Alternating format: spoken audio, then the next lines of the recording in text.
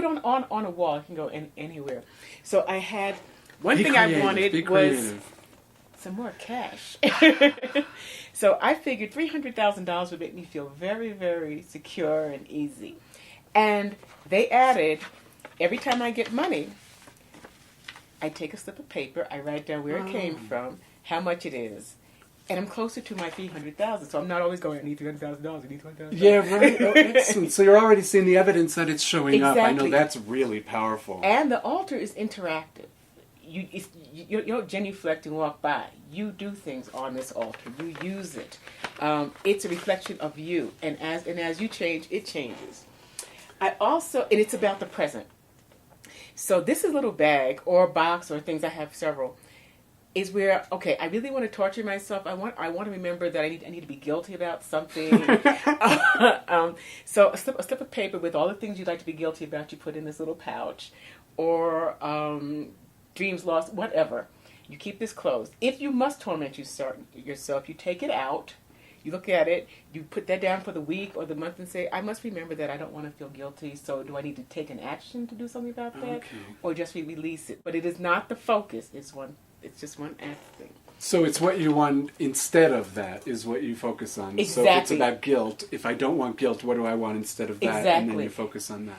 And I'm just going to show you one more thing. This angel, somebody gave me this angel a long time ago. After the altar had been established, I was in my office and thinking, I am so sick of being on the edge. I'm sick of being on the edge. Well, she sits on the edge. Now she sits on the edge of my altar.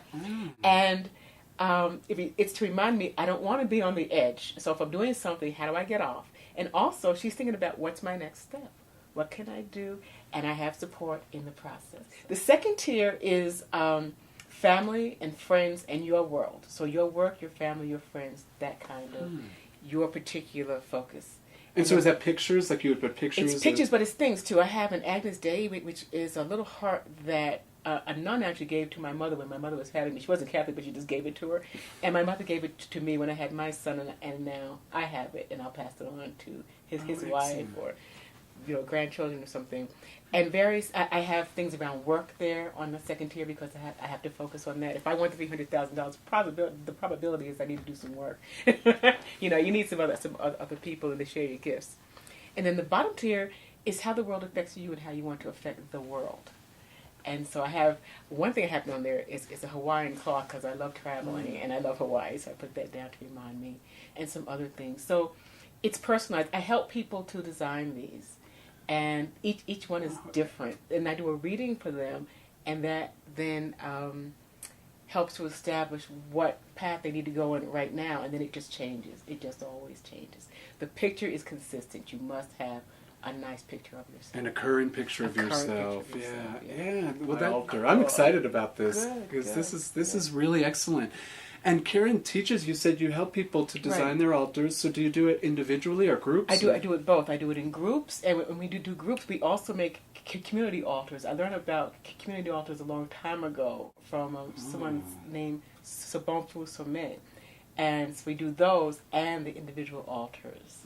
And then I do one-on-one. I go to people's homes and help more small groups as well.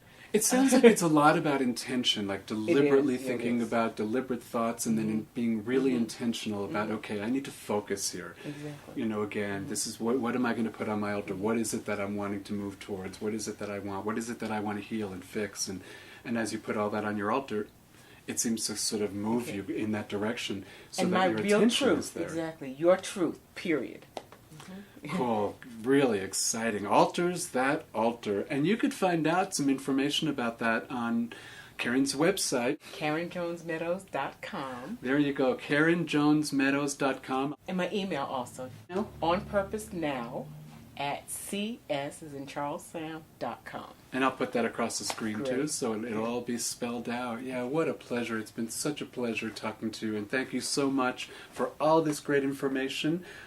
Wow, it's a lot of stuff for me. I imagine the viewers are also enjoying this as well. So is there anything that you'd like to say to be complete with all of this? I'm honored to be here. I feel great. I hope that this helps people. And contact me if you want some information or anything. And I hope to expand, and I hope that everyone else expands the way they'd like to as well. Peace and power. Beautiful, beautiful message, and you're going to definitely see Karen back on our show again. So Karen much. is doing some amazing things for the community in Albuquerque that we don't have time to get into today, but Brandy and I are really excited to talking to you about that. So thank you so much. I hope you all enjoyed the interview as much as I did, and have a great Saturday night. Thank you. Bye-bye. Mitchell, that was a fantastic interview. I love Karen. I love that somebody comes in and says with their outside voice all of the experiences they've been having within their head and all of the interaction that they're having with the non-physical things. It's so empowering for me to hear that, because I know you and I have talked a little bit about experiences and growing up, and you know, kids have these experiences so easily and readily, and most of the people in our culture just don't know how to handle that. So I know as a child I was having some experiences that, you know, my parents didn't know what to say, so the feedback I got was pretty much, that's not normal. And Stop doing that. yeah, shut it down. Shut it on down. So it's great that I think we're in a time right now where people are opening back up to a lot of that. I think there's a lot of communication coming through, and that we need that. We've got a lot of advocates on the other side that are here to help us and let us know, you know, guide us if we're open to that. So, kudos to Karen. That was fabulous. And I'm so glad you brought that up, because I really do. I hope people listen to that interview and say, wow, I do have to trust myself, and I am getting some really great information coming through. And if Karen could say it with her outside voice, I can say it with my outside voice. So A+ on that. Yeah, thanks for bringing that up, Randy. That was excellent. I think it's really powerful and it's really freeing when folks begin to trust their intuition, whatever that means. If it's their higher self, it's the other side, it's their superconscious, whatever word that you give to that, just to trust and really take some time within, rather than always focusing without and trying to get the answers from your cousin or your best friend or the TV or the lady on the talk show. And the guy on the talk show, too. Yeah, poking a little fun at ourselves. Yeah. What did Karen say at the end? Peace and power? Peace and power. Peace and I love power, that. yeah. Peace and power. Will yeah, you be the peace? I'll be the power? Yeah, peace and power. It brings me back to my hippie days. Switch. Now I'm going to be the peace. You be the power. Okay, yeah. All right. What a fantastic show. Thanks for joining us this evening. If you have any questions, any comments about the show, please feel free to visit us at itsyourmindthatmatters.com. And also any questions for Karen, contact her. Her contact information will show again at the end of the show and will be posted on our website. So keep being peaceful, keep being powerful, and have a great night. Have a great weekend. Thank you.